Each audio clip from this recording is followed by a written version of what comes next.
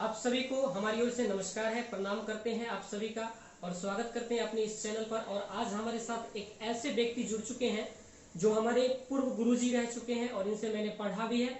और इनका नाम इंजीनियर एस.के. सुमन सर है और ये समस्तीपुर में मैथमेटिक्स पढ़ाते हैं, इंटर पढ़ाते हैं, उसके बाद ग्रेजुएशन मैथमेटिक्स भी पढ़ाते हैं।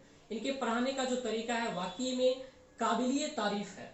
तो मैं आपको इनसे मिलाकर कुछ अच्छी अच्छी बातें करवाऊंगा और ये काफी अच्छे टीचर्स हैं। एक बार अगर आपको मौका मिले, अगर आप पढ़ना चाहते हैं तो एक बार जरूर यहाँ ट्राई करें, आपको बहुत अच्छा कंटेंट यहाँ पे मिला जाएगा। तो सर सबसे पहले आपको हमारे इस चैनल पर बहुत बहुत नमस्कार करते हैं। बहुत बहुत धन्यवाद सौरभ जी। तो सर सबसे पहले एक बात बताना है कि जैसे मैं सभी हर एक टीचर से बोलता हूँ कि कोई टीचर जो होते हैं वो यहाँ से जो उठने का प्रयास करते हैं और मोटिवेशन काफी विद्यार्थी को मिलता है उनसे।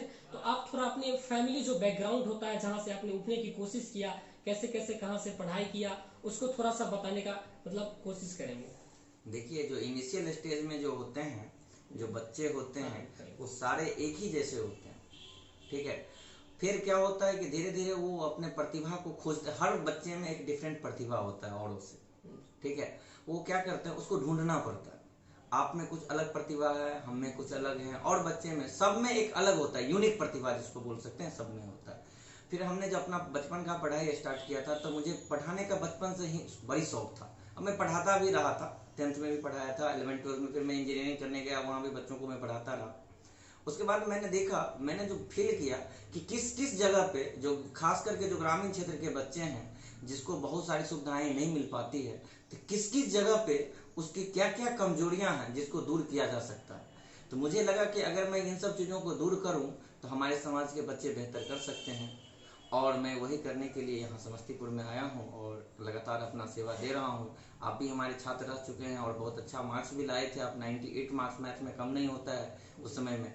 तो ऐसा ही हर साल हमारे यहाँ बच्चे बहुत अच्छा स्कोर करते आए हैं और हम सिर्फ और सिर्फ ये बच्चों का मेहनत होता है, सिर्फ मैं उसका मार्गदर्शन करता हूँ, उसको गाइडलाइन देते रहता हूँ कि किस तरीके से जो जो गलतियां मैंने किया और जो जो गलतियां को मैंने देखा उसको बारीकी से ऑब्जर्व किया।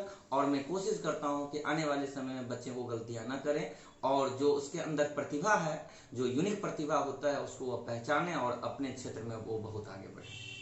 चलिए सर, बहुत अच्छा कि आपने बताया कि हर एक इंसान के पास एक यूनिक प्रतिभा होता है और उस फील्ड में वो जाना पसंद करता है। अच्छा, एक चीज और होता है कि जब लोग पढ़ाई कर रहा होता है तो उसके साथ कुछ ऐसा सिचुएशंस आता है, जैसे मान लीजिए कि अगर आपके पास पैसे नहीं है उस समय में और आपको कहीं पार्टी में जाना है तो आप वहां पे अटेंड नहीं कर पाते, या किसी यूनिफॉर्म को लेकर या किसी तरह की प्रॉब्लम को लेकर के, तो फिर आप डिसाइड करते कि मैं एक बार ऐसा बनूंगा कि ऐसा काम करूंगा। तो आपके जीवन में कुछ ऐसा क्षण आया होगा जहां पे आपको लगा होगा कि यार मेरे पास अभी पैसे नहीं है और मैं इतना पैसा कमाऊंगा कि इस सपना को पूरा करूंगा। तो इस किस्सा को थोड़ा सा हमारे साथ शेयर कीजिएगा। बिल्कुल। जब मैं इंजीनियरिंग करने गया था, +2 तक तो किसी तरीके से पढ़ा, तो वहाँ तक बहुत ज़्यादा पैसों की कमी महसूस नहीं हुई। जब मैं इंजीनियरिंग करने गया था, एक अच्छे कॉलेज में पढ़ रहा था, वहाँ पर पढ़ने के दौरान अच्छे अच्छे जगह के बच्चे थे, हमारे जो कलीग्स थे वो अच्छे अच्छे रेस्टोरेंट में जाके पार्टी करते थे। डेली सप्ताह में 2-4 पार्टी हो ही जाता था, जिसे अटेंड करने के लिए बुलाया जाता था। तभी हमारे पास उतने पैसे नहीं होते थे। अब बार बार दूसरों का खाना भी अच्छा नहीं लगता था। तो उस समय अंदर से एक मोटिवेशन आता था कि एक दिन मैं कमाऊंगा और फिर इस तरीके से मैं उसको यूज करूंगा कि फिर लगेगा कि हाँ। तो सबसे पहले मैं बच्चों को यही संदेश दूंगा यहाँ से कि देखिए, पेरेंट्स के जो पैसे होते हैं ना वो बहुत कीमती होते हैं। उस पैसे को जेन्युइनली, जहाँ जेन्युइन खर्च है वहाँ खर्च करें। फिर आप जब अपना पर्सनल इनकम करने लगते हैं उसके बाद आपको जो करना है कीजिए, कहीं कोई दिक्कत नहीं होती। फिर हमने किया, इस फील्ड में आया, आगे बढ़ा, अर्न किया। फिर अभी उन सब टाइप का जो प्रॉब्लम हमने झेला उसकी अब कहीं कोई दिक्कत नहीं है। इनिशियल फेज में हर बच्चों को या हर लोगों के लाइफ में ये प्रॉब्लम आती है, कुछ ना कुछ दिक्कतें का सामना करना ही पड़ता है। लेकिन उन सब दिक्कतों का सामना करते हुए हम लोगों को आगे बढ़ते रहना है और आगे से ही निरंतर आगे बढ़ते रहेंगे। चलिए सर, आपने बहुत अच्छा बताया कि बच्चों को कभी रुकना नहीं है, थकना नहीं है, निरंतर आगे बढ़ना चाहिए। अच्छा, एक चीज और मैं आपसे जानना चाहूंगा कि सर जैसे लोग पढ़ाई करते रहते हैं और उनके ऊपर जो फैमिली के एक प्रेशर्स जो होता है कि कब नौकरी लगेगा, उसके बाद रिलेटिव्स का भी एक प्रेशर्स आता है, दोस्त जो होते हैं और बहुत सारे मित्र होते हैं उनका आता है कि कब नौकरी लगेगा। तो लोग पढ़ रहा होता है, तो आपने फील्ड उस वक्त क्या समझा था कि लोग बोल रहे थे कि नौकरी कब होगा, तो इस प्रेशर्स को आपने कैसे बर्दाश्त किया था सर? देखिए, जब आप पढ़ने के लिए आते हैं और आप समाज के अच्छे बच्चे होते हैं तो आपके परिवार का, आपके समाज का, आपके संबंधी का, रिलेटिव्स का, सबका आपसे एक उम्मीद रहता है। और हर लोग यही चाहता है कि बच्चे कुछ, हमारे यहाँ का जो अभी लोगों का सोच है, सब लोगों का यही सोच है कि सरकारी नौकरी कब करोगे। आप कोई काम कर रहे हैं उसकी महत्ता नहीं देते, उसके महत्व को नहीं समझते। सिर्फ और सिर्फ लोगों की नज़र में यही रहता है कि सरकारी नौकरी कब होगी। और बार बार ये क्वेश्चन झेलना पड़ता है, मुझे भी झेलना पड़ा था और लोगों को झेलना पड़ता है। लेकिन मैं बच्चों को यही सजेस्ट करूंगा कि नहीं, वो आप खुद, मैं पहले ही कह चुका हूँ, हर लोगों के अंदर एक यूनिक प्रतिभा होता है और उसको पहचाने, उसके अकॉर्डिंग काम करें। और मैं पेरेंट्स से खास करके मैं विनम्रता पूर्वक ये आग्रह करूंगा कि बच्चों को वो करने दें जो वो चाहते हैं, उस फील्ड में वो अवश्य सक्सेस होंगे। चलिए सर, आपने बहुत अच्छा बताया कि जो प्रतिभा आपको जिस ओर खींच रही है आप उस फील्ड की ओर जाए तो आपको काफी सफलताएं मिलेगी। अच्छा, एक बात और जानना चाहेंगे सर, ये बायोलॉजी और मैथ के बीच काफी द्वंद्व चल रही है। जो बच्चे समझ रहे हैं कि बायोलॉजी में ज्यादा याद करना पड़ता है और मैथ में क्या होता है कि उसको समझना पड़ता है, तो मैथ से लोग भागते हैं, ज्यादातर बच्चे मैथ से भागते हैं। तो इसके पीछे क्या रीजन हो सकता है कि टीचर्स की कमजोरी, या फिर बच्चा क्या क्यों नहीं टिक पाता है मैथ के भय, वो जो भय बन गया है बच्चों में, वो क्यों ऐसा भय बन गया, आप बताएंगे? देखिए, ये अभी बच्चों का परसेप्शन बन चुका है जी। खास करके कि ये जो मैथ्स एक हार्ड सब्जेक्ट है, इसको लेकर के हम पास नहीं कर सकते हैं। लेकिन अभी आप खुद देख रहे हैं, अभी जो हम ये माइक यूज कर रहे हैं, ये भी फुल्ली बेस्ड है ऑन टेक्नोलॉजी है। जो भी दुनिया की जितनी भी चीजें हो रही है सारे के सारे किसके, टेक्नोलॉजी बेस्ड है। और टेक्नोलॉजी जो हम आप यूज करते हैं वो फुल्ली बेस्ड ऑन मैथमेटिक्स है। तो अगर आप दुनिया में कुछ भी, कोई भी नया काम करना चाहते हैं, कोई भी नया इन्वेंशन करना चाहते हैं, कोई भी नया टेक्नोलॉजी लाना चाहते हैं, तो आपको मैथ्स आना ही चाहिए। इवन ये नहीं कह रहे हैं कि बायो, हमें किसी सब्जेक्ट को पार्टिकुलरली, मैं ये नहीं कह रहा हूँ को सब्जेक्ट अच्छा नहीं है, सारे सब्जेक्ट का एक अपना महत्व होता है। लेकिन मैथ्स एक ऐसा सब्जेक्ट है जो हर सब्जेक्ट के साथ जरूरी है। चाहे आप बायो पढ़ें, आर्ट्स पढ़ें, कॉमर्स पढ़ें, सारे सब्जेक्ट के साथ मैथ पढ़ना जरूरी है। इसलिए मैं सारे बच्चों को ये कहूँगा कि जो सब्जेक्ट उनका है, जिसमें उनका इंटरेस्ट है, वो तो पढ़े ही पढ़े, साथ में मैथ्स को इग्नोर ना करें, इसको भी साथ लेकर चले, लाइफ में बहुत मदद करेगा। चलिए सर, आपने बहुत अच्छा बताया। अच्छा, एक बात और मैं जानना चाहूंगा, जैसे मैंने यहाँ 11th पढ़ा, 12th पढ़ा। सबसे पहले जब हम यहाँ स्टार्ट किए थे, पहला बैच का एक स्टूडेंट था आदित्य कुमार, जो बंगाली टोला के थे। उनका जो क्लास था वो पीसी हाई स्कूल पटसा के प्रोडक्ट थे और उन्होंने मैथ में 95 मार्क्स स्कोर किया था 2016 बैच में। और वो फर्स्ट स्टूडेंट थे जो NIT सिक्योर किए थे, NIT सूरत। देन उसके बाद हैं सुधांशु सौरभ हो गए हैं। एक आदित्य मिश्रा हैं जो अभी फिर गए हैं NIT पटना। काजल कुमारी है जो NIT दुर्गापुर में है। साक्षी कुमारी हैं जो IIT जैम क्वालिफाई करके गई हैं, अभी वो NIT वारंगल में है, जो कि अभी टॉप NIT है। राहुल कुमार है जो IIT BHU में है। ऐसे कई सारे बच्चे हैं। और एकेडमिक के लिए तो आप कह ही नहीं सकते हैं, जहाँ पे यहाँ समस्तीपुर में पहले ग्रेजुएशन में बच्चों को 70%, 75% मार्क्स आता था तो वो बहुत खुश हो जाते थे। अभी इजिली बच्चे 90% तक स्कोर कर रहे हैं। तो एकेडमिक की तो बात ही नहीं करते हैं। कॉम्पिटिटिव फील्ड में बच्चे बहुत अच्छे जगह गए हैं यहाँ से और बहुत अच्छा कर रहे हैं। तो सर, आपने अच्छा बहुत बताया कि बहुत सारे बच्चे जो NIT में पढ़ रहे हैं और ऐसे काम कर दिए हैं जो कि बाकी एक काबिलियत तारीफ है इस समाज के लिए। तो आपके जो बच्चे देख रहे हैं, जो आपके जो बच्चे देखेंगे इस वीडियोस को, उनको आप क्या शुभकामना देना चाहेंगे, जो इतने अच्छे काम कर रहे हैं और जो अपना स्टार्टिंग ही किए, उनको क्या शुभकामना आप देना चाहेंगे? सबसे पहले तो हम सब सारे बच्चों को मेरा जैसे प्यार भरा आशीर्वाद पहले भी देता रहा था और अभी भी दूंगा कि वो अपने लाइफ में हर एक वो मुकाम हासिल करे जिसको वो चाहते हैं। और निरंतर जिस प्रयास से, जिस मेहनत से वो जहाँ तक पहुँचे हैं, उस मेहनत को वो रोके नहीं और जिस स्थान पे वो पहुँचे हैं उससे भी और काफ़ी दूरी तक वो पहुँचे और समाज के लिए हमेशा एक काम ऐसा करते रहें कि समाज भी उनको याद रखते रहे, समाज में एक अच्छा व्यक्ति के रूप में वो जाना जाए और समाज को विकास करने के लिए भी कुछ कदम उठाए। सारे बच्चों से मैं एक ही मैसेज करूंगा कि देखिए, जैसे हम आए, ये पढ़ाना भी एक सामाजिक काम ही होता है कि समाज के बच्चों को अच्छा कराना होता है। आप लोग भी जरूरी नहीं है कि पढ़ाएं, पढ़ा भी सकते हैं, इसके अलावा भी कुछ ना कुछ ऐसा काम करते रहें जिससे कि हमारा समाज आगे बढ़ता रहे। चलिए सर, आपने बहुत अच्छा बताया कि जो भी आप काम कर रहे हैं सोशल के लिए काम कीजिए, जैसा भी काम है समाज में उन्नति का प्रयास कीजिए। अच्छा, एक चीज मैं और जानना चाहूंगा सर कि जैसे आपने यहाँ पढ़ाना स्टार्ट किया तो काफी सारा आपको प्रॉब्लम आया होगा, जैसे सब आपके जो अपोजिट वाले होंगे वो आपको काफी प्रतिद्वंदित करते होंगे कि ये छोड़ के यहाँ से भाग जाए, क्योंकि ऊपर जब कोई उठता है तो उसको नीचे से खींचने वाला बहुत कोई होता है। तो उस सिचुएशंस पे कैसे आपने वहाँ पे फेस किया, इस बात को थोड़ा सा साझा करेंगे। देखिए, जब आप किसी भी फील्ड में जाते हैं तो जहाँ जिस शहर में, इसी शहर की बात नहीं, आप जिस भी शहर में जाते हैं तो कोई नहीं चाहता है कि आप आगे बढ़ें। दुनिया में दो ही लोग होते हैं वो जो चाहते हैं कि आप आगे बढ़ें। एक आपके पेरेंट्स होंगे जो वो चाहते हैं कि हमारे बच्चे आगे बढ़ें, दूसरा जो आपके गुरु होंगे वही चाहते होंगे कि हमारे शिष्य आगे बढ़ें। बाकी हर लोगों की यही कामना होती है कि किस तरीके से इसको दबा के रखा जाए ताकि यह दबे रहे, ताकि ये हमारे बात में रहे। जब मैं यहाँ करियर स्टार्ट किया था टीचिंग में तो बहुत सारे समस्या हमको झेलने को मिला था। ऐसा होता था, हम बोर्ड लगवा देते थे, लोग आते थे बोर्ड को हटवा देते थे, फड़वा देते थे, बहुत सारे बच्चे को भेज दिया करते थे क्लास में। मैंने उन सब चीज़ों को झेलता गया और मैं सारे बच्चों को एक ही संदेश दूंगा यहाँ कि देखिए, लाइफ में परिस्थिति आपके हमेशा अनुकूल नहीं होगा, प्रतिकूल भी होगा। तो आप उसको गंभीरता से गंभीर रहें उस कंडीशंस में और उसको झेलने का कोशिश करें। जब आप उसमें टिक जाते हैं फिर आप में वो मजबूती आ जाएगा कि उसके बाद उससे बड़ी बड़ी भी चट्टानें आपसे आकर के टकराएंगे, आपको कुछ नहीं होगा। आपको जो मुकाम हासिल करना होगा आप कर ही लेंगे।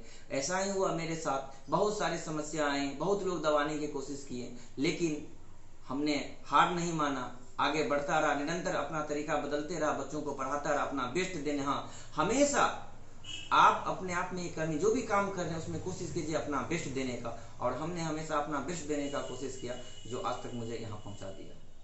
चलिए सर, बहुत बहुत धन्यवाद, आपने इतना अच्छा बताया। चलिए, एक बात मैं लास्ट आपसे बहुत ज्यादा जो रिग्रेटेड होता है मैं पूछना चाहता हूँ, हर टीचर से पूछता हूँ और आपसे भी पूछना चाहूंगा कि मान लीजिए आप कहीं पे जा रहे हो या फिर किसी प्रॉब्लम में हो, तो आप वहाँ पे कोई चारा नहीं चल रहा हो और आपका मतलब बाद में ऐसा प्रतीत होता है कि वो हमारा स्टूडेंट आता है और उस प्रॉब्लम को सॉल्व कर देता है। जैसे मान लीजिए आप किसी ट्रेन में ट्रेवल कर रहे हो, आपको सीट नहीं मिला या फिर किसी तरह की प्रॉब्लम आ गई, टिकट खो गया किसी तरह का, और बाद में पता चला कि टिकट मास्टर मेरा विद्यार्थी ही था। तो इस तरह की सिचुएशंस आपके साथ कहीं हुआ होगा ऐसा, तो वो किस्सा अगर आप शेयर करेंगे तो अच्छा लगेगा सुनने में लोगों को। एक्चुअली अभी बहुत सारे बच्चे अभी बहुत सारे जगह काम भी कर रहे हैं। अभी हाल ही में कई सारे हमारे स्टूडेंट हैं जो अभी ये स्वास्थ्य विभाग में ज्वाइन किए हैं एसएससी के थ्रू। अब बहुत सारे बच्चे हैं जो अभी ब्लॉक में ज्वाइन किए हैं। तो कई बार जो अभी कोविड के दौरान बहुत सारे बच्चे मुझे कॉल करके बोले कि सर मैं यहाँ ज्वाइन किया हुआ हूँ, मैं यहाँ ज्वाइन किया हुआ हूँ, कोई दिक्कत होगी तो आप कॉल कीजिएगा, मैं ये आपको अवेलेबल करवा दूंगा। तो इनसे बहुत सारा मुझे खुशी मिला, एटलीस्ट कि कोई है, मैंने कुछ काम समाज के लिए किया जो मेरे बुरे वक्त पर या मेरे समाज में कोई ऐसा बुरा वक्त होगा, किसी को जरूरत होगा तो हमारे साथ हमारे बच्चे खड़े हैं जिनके लिए मैंने कुछ किया है, इस समाज के लिए कुछ किया है। तो ये अपने आप को बहुत गौरवान्वित महसूस कर रहा था और मैं ये कह रहा था कि ऐसे ही और लोग करें, इससे हमारा समाज, हमारा राष्ट्र भी गौरवान्वित महसूस करेगा। चलिए सर, आपने बहुत अच्छा बात बताया कि राष्ट्र को गौरवान्वित करना जो शिक्षक का काम होता है, बच्चे को अच्छे मार्गदर्शन देना और उस पथ पर बच्चे क्या करते हैं, अनुगामी चलते हैं। तो एक चीज मैं लास्ट आपसे जानना चाहूंगा सर कि जैसे आपने कैरियर यहाँ स्टार्ट किया टीचर बनने का, तो आपको पहले से ही सपना था, तो टीचर जब बनना था तो आपने जॉब क्यों नहीं ले लिया टीचर्स का? तो ये वहां तो भी पढ़ा सकते थे या फिर ऐसे पर्सनली पढ़ाने का। देखिए क्या होता है कि वो जो एक गवर्नमेंट टीचर और प्राइवेट टीचर में मैं थोड़ा सा डिफरेंस बता दूं।